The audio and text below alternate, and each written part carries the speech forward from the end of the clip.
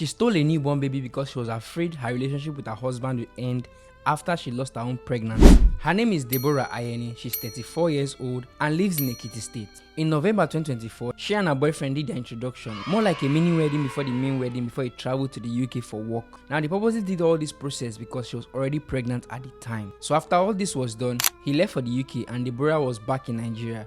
They communicated often, but something happened in March that broke Deborah totally. She lost the pregnancy. Now, she was afraid because she thought the major thing that was holding this relationship together was that pregnancy she claimed to have. I don't know if she used it to trap the boy to get married to him, or she just felt that he would get someone else while in the UK. But the clock was ticking and Deborah had to think fast, so she came up with a plan. She wasn't going to tell anybody that she lost the pregnancy. She was just going to act normal, put clothes in her belly and looks as if everything was fine. And when it's time to deliver, she'll go and get herself a baby. So fast forward to Sunday, 4th of August 2025, Deborah stepped into a healthcare center in Ado Ekiti State. She had clothes in her belly. She looked like an expecting mother, but she was neither a visitor nor a patient in the hospital. She just went as though everything was normal. She made friends with people who were there. She used the opportunity to look for who was pregnant, who had just delivered, and everything was just going as planned because that same Sunday, someone had just delivered a baby. The couple that just put to bed are Alimotu and Mustafa Ali, and they majorly spoke Hausa, especially the wife. Deborah, who could speak Hausa, took advantage of this because when they speak in Hausa, not everyone around them will know what they're actually saying. So she made tight bond with the husband and the wife. She carried the baby that same day. She played with them. And very early on Monday morning, around 5 a.m., the father of the child was so joyous that he stepped out to go to the mosque and pray and thank God.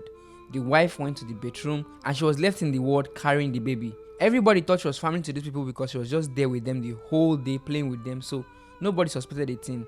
But the moment she was left alone with the baby, she took the baby and fled. He come greet us, we answer her. He carried my baby, he play with her, he drop her. Okay, early in the morning, around by 5:15. So time of prayer he reach. Say make I go prayer come, make you go down.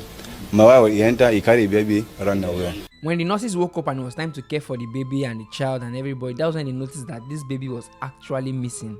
They asked the woman where her relative was carrying the baby was, and she said she had no idea who that person was. She thought she was also an expectant mother, and that's how they began to speak, and that was when they knew there was something wrong. And that was how the hospital contacted the police and explained everything to the police.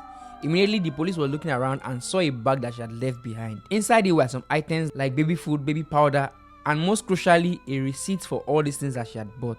With that receipt, police traced back to the store where she had bought this whole thing. And luckily for them, within that supermarket, they had CCTV coverage. It showed her face, it showed all she bought and people she interacted with while in the store. It was with that face they were able to ask around and found out where she lived by Wednesday. By this time, the baby was already 3 days old. They arrested her and she gave her confession. And kudos to the men of Ekiti State Police. They did a good job.